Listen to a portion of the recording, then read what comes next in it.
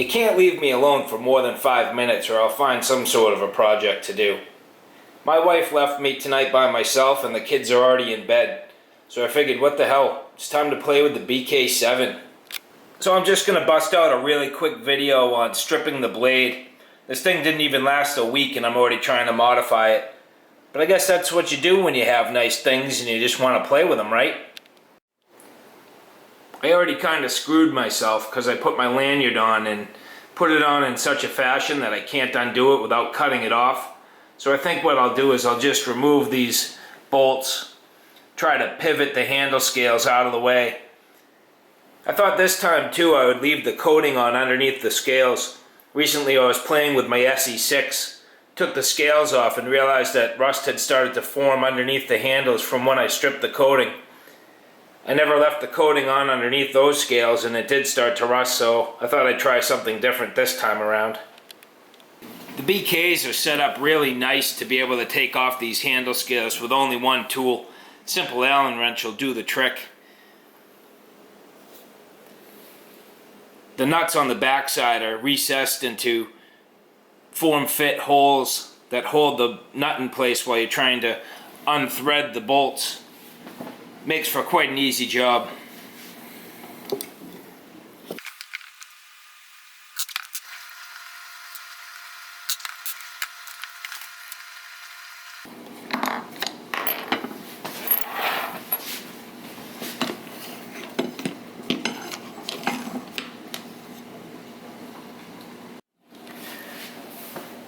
So as I mentioned, I'm going to leave the coating on the handle, only strip the blade. I'm going to put some masking tape just to try to keep the Jasco from stripping the handle while I'm at it. I don't know if it'll work, but I'll give it a try. So I'm hoping that'll do it. Who's to say? I mean, that stripper might just eat right through the tape. But I'll go careful. I'll try not to hit it too hard there, but hey, you know, it is what it is. Out to the garage to find the old Jasco.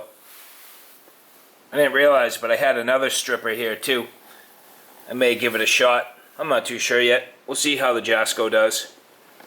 And you may have noticed that the Jasco container is completely sunken in. Well, that's not something that I did. It's actually, I watched it happen one day. It was a warm day, and I put the cover on top of the Jasco after I used it for the first time, and the can pretty much imploded on itself, started sucking in. It was a weird thing to see. So I don't know, I've heard this stuff's pretty tough and really not so great for you. So if that's any indication of what's going on inside the can, I guess that kind of proves it. Now if I was stripping the entire knife, I'd probably try to be a little bit more careful with my hands, but since I'm not stripping the handle, I know I'll have a good place to grab onto, so I'm not wearing gloves, even though I probably should. This stuff's kind of like a jelly. And there's a couple types. There's the stuff in the can, and then there's the stuff in a spray bottle. I don't know. I've always used the stuff in a can. Look at that, it doesn't even want to let go. Stuff's brutal.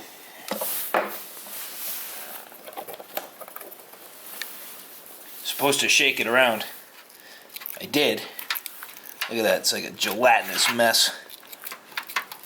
It's January right now, and the stuff's in the garage. I wonder if it's freezing up. Hopefully this will work. I guess we'll find out. I'm just gonna smash it all over the blade here. This looks ridiculous. It's like a jellyfish.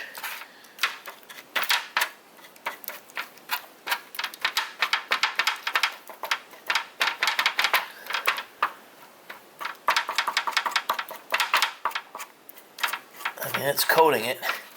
Let's flip it over.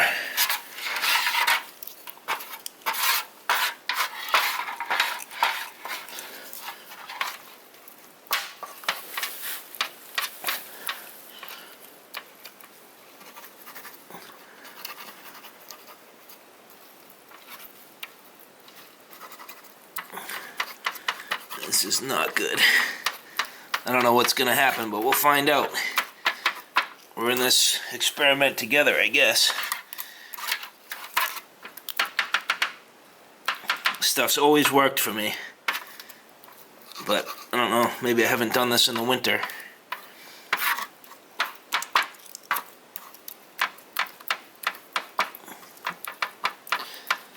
Alright. I mean, it's coated. It looks ridiculous. Let's just leave it for a little bit and I'll come back and check it in 15 minutes or so. So this 1095 Crovan seems to be reacting very similar to all the other 1095 I've stripped in the past. Super simple. I mean, this coating's coming right off. I mean, no big deal. You know, I check it periodically to see if it's coming off, and it's coming off real smooth. So I'm going to scrub at this thing for a minute, see how much I can get cleared off, and hopefully it'll just be a matter of washing it up and see what it looks like. In just a couple minutes time, I was able to get this blade virtually completely clean. I mean, you're going to see some spots on there, but I mean, that stuff's loose. It'll come off when I wash the blade. So it's either that the coating on the Beckers is a little bit softer than some of the other manufacturers, or the secret to Jasco is use it when it's frozen. Comes out like a glob of a jellyfish. But either way, it definitely worked. I'm going to clean this thing up and take it down to the workshop and look at it in a little closer detail. So here it is, pretty well cleaned up. I really do hate coated blades, so it makes me pretty happy to see this coating come off. It has legitimately the exact same finish that the BK9 that I got has.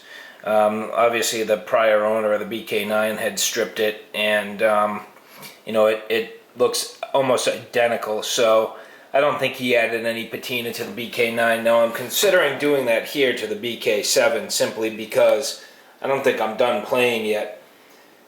Reasonably successful leaving the coating on the handle.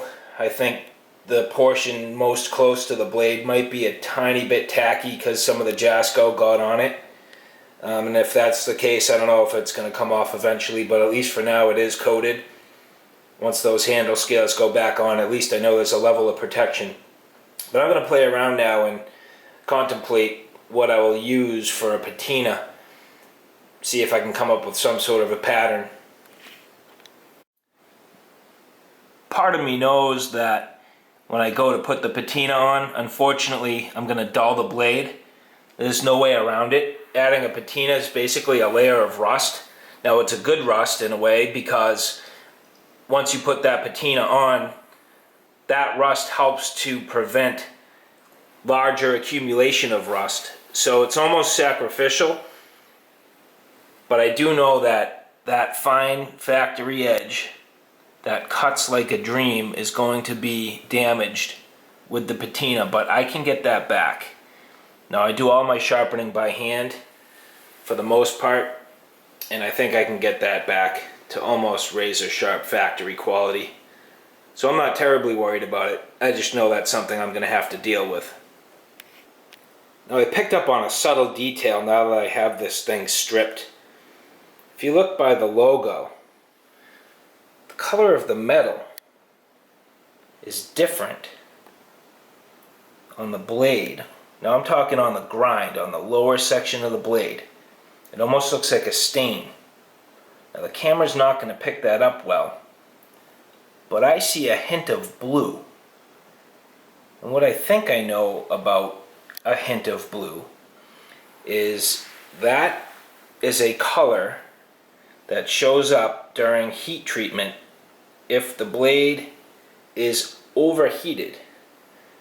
Now I might be slightly incorrect, or maybe I'm just making it up, but I definitely see a different color. You can see it as I rock the camera back and forth. It's on this upper portion of the blade right near the handle. There's definitely some blue and gold, and I wonder if this thing was botched during heat treatment. I think that's pretty noticeable. So I don't know, I'm gonna patina it anyway, and we'll go from there, but that's definitely something I'm gonna have to keep my eyes on.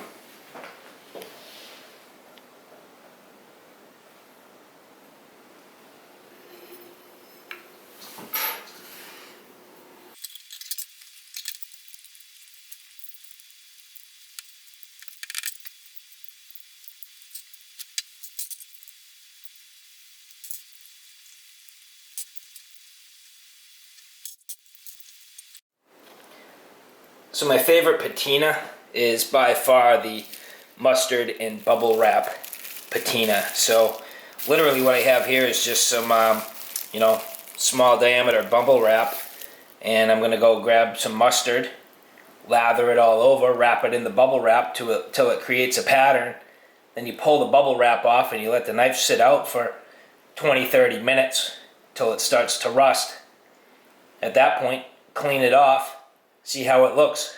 Usually I'll do 2 or 3 passes with the bubble wrap and mustard. So it takes about an hour, maybe a little bit more, to fully patina the knife. But I'm not sure how this metal is going to react, so it's always different depending on what type of steel you're going to patina, but I think I'm looking at probably about an hour process here.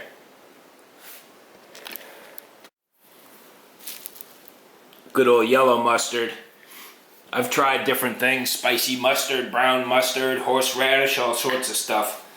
But I keep finding that I tend to come back to the yellow mustard.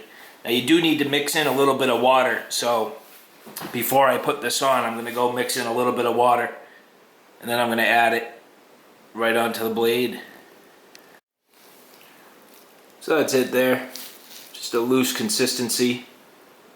Thin it out a little bit, spread it on. I pretty much just pour it on like the blade's a hot dog, and then I start smashing it around with the bubble wrap.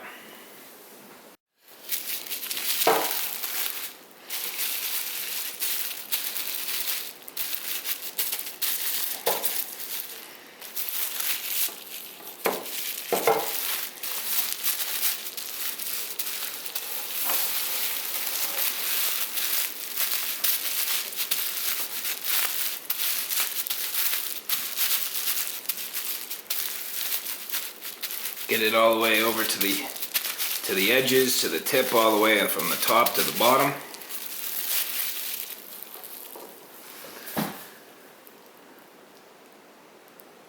There you have it. You can see, if you're not careful, I missed that spot. So I definitely want to get that. Now it's the spots that don't have the mustard heavily on them that are the parts that are actually going to do the rusting. And be careful not to drag the blade through the wrap. You want to like pat it down. That's what actually leaves the pattern. So I'm just gonna pat it down like that. Open it up carefully. And then pick up the blade. You can see it leaves really nice camo-like pattern. Look at that. Comes out great. And if you get the consistency right with the water and the mustard, you're setting yourself up for a perfect pattern. And again, you do this 2 or 3 times. The dark spots from the first time get darker the second time and darker the third time.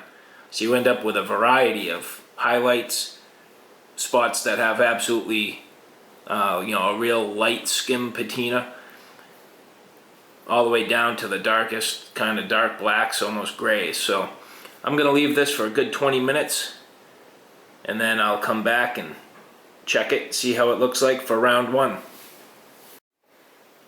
So round 1 of the patina is done. Take it down now and see what this thing looks like.